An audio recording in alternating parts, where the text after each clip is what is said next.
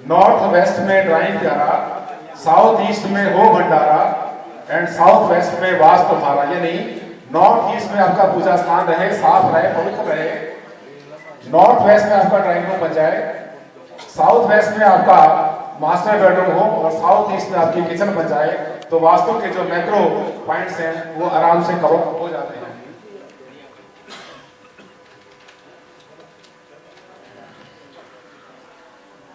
वास्तु की जब हम बात करते हैं ये तो हमारी एक तरह से मैक्रो वास्तु हो गया, लेकिन क्या होता है कि हम कई बार इसको बहुत डिफिकल्ट सब्जेक्ट समझ लेते हैं। डिफिकल्ट इतना समझ लेते हैं कि हम समझते हैं कि इसको ठीक करना बहुत मुश्किल है। लेकिन एक छोटे से एग्जांपल से आपको बताता हूं कि वास्तु का जो एनर्जी के साथ में नैनो पार्टिकल या माइक्रो पार्टिकल के साथ में क्या रिलेशन है।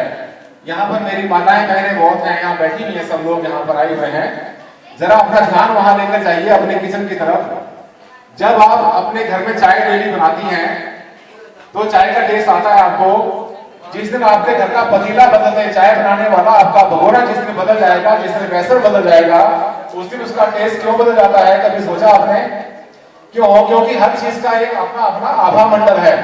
उस पतीले का, उस जगह का, बनाने वाले का, हमारा सबका एक आभा मंडल है जिसको हम साइंस की भाषा में ऑरा कहते हैं। ऑरा हमारे 7 कलर से बना हुआ होता है।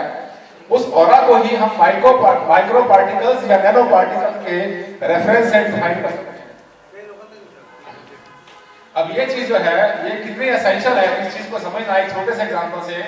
तो कहने का अर्थ ये है कि जब हमने चाय के लिए एक पात्र बदल दिया तो चाय की पात्रता बदल गई। इसका अर्थ ये है कि यदि हम जिस कमरे में रहते हैं, हो सकता है वो कमरा नॉर्थ ईस्ट में बना हुआ हो, साउथ वेस्ट में ना हो, किसी और दिशा में बना हुआ हो जहां पर कि हमें कंफर्ट नहीं मिलता, तो ऐसे केस में हमें क्या करना होगा कि हमें अपना वेसल चेंज करना होगा। यानी अपना हमें बेडरूम बदलना पड़ जाएगा। यदि हम किसी गलत जगह पे सोते हैं, गलत दिशा में सोते हैं, जो कि हमारे लिए सोने के लिए अच्छी नहीं है। जैसे घर का जो मुखिया है उसको साउथ वेस्ट में रहना चाहिए, बच्चों के लिए north east, west, north, entire east, middle of east, ये सब के सब all directions very comfortable for everybody except the owner of the house. लेकिन ऐसा करने पर भी हम ऐसा बोलते हैं कि हमें सोते समय हमारा सिर हमेशा दक्षिण दिशा में होना चाहिए, हमारा सिर कभी उत्तर दिशा में नहीं होना चाहिए। हम कोशिश करें कि ये ना हो पाए तो उसके बाद में ईस्ट में भी हेड कर सकते हैं, वेस्ट में हेड कर सकते हैं, लेकिन नॉर्थ में कभी हेड ना करें।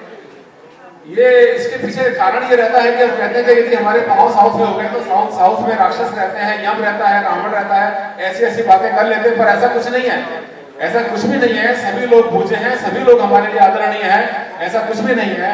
इसके पीछे यहाँ पर भी साइंस आ जाएगी। यदि हमारा सिर उत्तर दिशा में होगा तो उत्तर दिशा में होने पर उसके ऊपर मैग्नेटिक फ्लक्स का उल्टा असर पड़ेगा। दुनिया में हर चीज जितनी बनी हुई है सबका जो अपर पोल है वो नॉर्थ पोल है। इसी तरह से जो हमारा हेड है ये भी नॉर्थ पोल है। जब नॉर्थ पोल को अर्थ के नॉर्थ पोल से मिलाएंगे तो वो हो जाएगा रिपल्शन बन जाएगा। सेम पोल हमेशा रिपेल करते हैं, कभी भी एक दूसरे को आपस में खींचते नहीं है। यही इसके पीछे सिद्धांत है। इसके पीछे कोई डर या इसके पीछे कोई अंधविश्वास या कोई भ्रम नहीं है।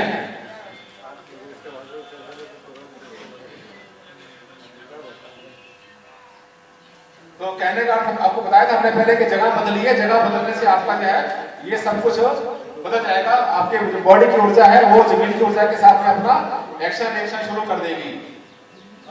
अब आपने कभी ये भी देखा है, सोचते रहते हैं बहुत बार कि एक आदमी जो है बीमार होता है, बीमार होकर हॉस्पिटल गया, हॉस्पिटल में ठीक हो गया, घर पे वापस आया, घर पे आने के बाद फिर बीमार पड़ गया, उसके बाद फिर जाता है हॉस्पिटल, वहां पे ठीक हो गया आता है, उसके बाद में घर पे आके बीमार पड़ता है। इसका मतलब हमें थोड़ा सा यहाँ पर जाग जाना चाहिए, अलर्ट हो जाना चाहिए कि जहां पर हम सोते हैं वहां पर कोई ऐसी ऊर्जा तो नहीं है जिससे कि हमारी हेल्थ बार बार खराब हो रही है। हेल्थ को खराब होने वाले जो फैक्टर्स होते हैं हमारे आज के रेफरेंस में, हमने मॉडल कॉन्टेक्स्ट की बात की थी, तो हमें देखना होगा कि जहां पर हम सो रहे हैं वहां पर कोई ऐसे पार्टिकल्स तो नहीं है जो हमारी बॉडी में, हमारे ब्रेन में, हमारे स्पाइन पे, हमारे जो पूरे टिश्यूज पर और हमारे नर्वस सिस्टम के ऊपर कोई एडवर्स इफेक्ट तो नहीं डाल रहे हैं। आज के कॉन्टेक्स्ट में छोटा बच्चा 3-4 साल से बच्चा शुरू होता है, मोबाइल के ऊपर बातें करना शुरू करता है और वो इतनी देर बातें करता रहता है जिसका कोई अंत नहीं। तो आपको बता दें साथियों कि जो मोबाइल पे इतनी लंबी देर बात करना हमारा, इससे इलेक्ट्रोमैग्नेटिक रेडिएशंस पैदा होते हैं और हमारे ब्रेन के टिश्यूज को ये एडवर्सली इफेक्ट करते हैं। ये साइंस में प्रूव हो चुका है। और आज जो बिल्डिंग के ऊपर बड़ी बड़ी टावर लगी हुई है, इनकी कितनी इनकी जो है इंटेंसिटी हो सकती है इसके सिग्नल्स की, उसके ऊपर हमारी सरकार भी काम कर रही है, सोच रही है इसके विषय में। तो ये नहीं, इसका मतलब ये है कि ऐसी ऊर्जा है जो कि हमारे लिए खतरनाक है।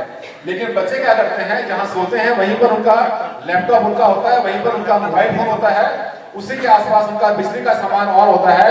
और जब बिजली में इतना होने के बावजूद आजकल मार्केट में इलेक्ट्रिक ब्लैंकेट मिलते हैं, वो बच्चा ब्लैंकेट को ओढ़ के सो जाता है। इसका अर्थ हम जो है एक ऐसे इलेक्ट्रिक एंड इलेक्ट्रोमैग्नेटिक फील्ड में अपने आप को रैप कर रहे हैं, लिपेट रहे हैं, जो कि हमारी हेल्थ के लिए ठीक नहीं है, ब्रेन के लिए ठीक नहीं है।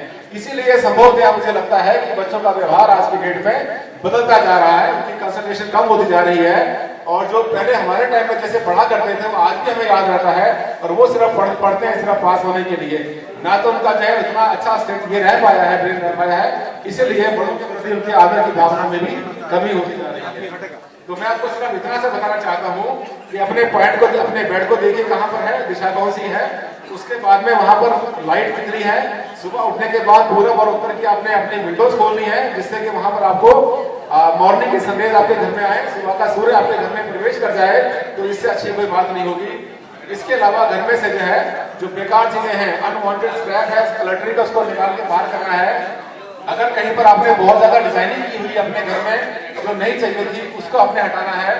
और अगर कहीं पर जो है फर्नीचर बहुत ज्यादा हैवी है, जो इसकी आपको नीड नहीं थी, जबरदस्ती कमरों को ना भरिए, क्योंकि घर जो बना है वो आपके रहने के लिए बना हुआ है। इसके बाद में एक छोटा सा फॉर्मूला आपको और बताऊंगा 2 मिनट का, कि आप अगर चाहें तो किसी भी नेगेटिव जगह को अपने विचारों से ही पॉजिटिव बना सकते हैं, अपने थॉट से पॉजिटिव बना सकते हैं। बहुत आसान तरीका है। हमारे शास्त्रों में, हमारे वेदों में, हमारे जितना भी हमारा कर्म कांड है, हमारे ग्रंथ है, सब में इसका के बारे में बताया गया है। आजकल जो है चाइनीज लोग भी इसके बारे में बात करते हैं, रेकी वाले बात करते हैं। है क्या कि केवल इतना करना है कि आपने सुबह से लेकर शाम तक जब भी आपको मौका मिलता है, अपने पूरे घर को इस दृष्टि से देखना है कि मेरा घर बहुत पॉजिटिव है, मेरे बच्चे बहुत पॉजिटिव हैं, मेरा घर बहुत अच्छा है, मेरे घर में कोई कमी नहीं है। इस तरह से पॉजिटिव थिंकिंग से अपने अपने घर को चार्ज करना है। ये नहीं कहना कि मेरा बच्चा निकम्मा है, बेवकूफ है, ये हो जाएगा फिर हो जाएगा, ऐसा नहीं सोचना।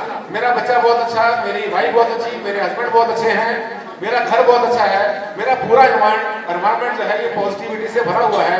जब डेली आप ऐसा सोचेंगे तो आपका जो घर है धीरे धीरे पॉजिटिविटी से चार्ज हो जाएगा।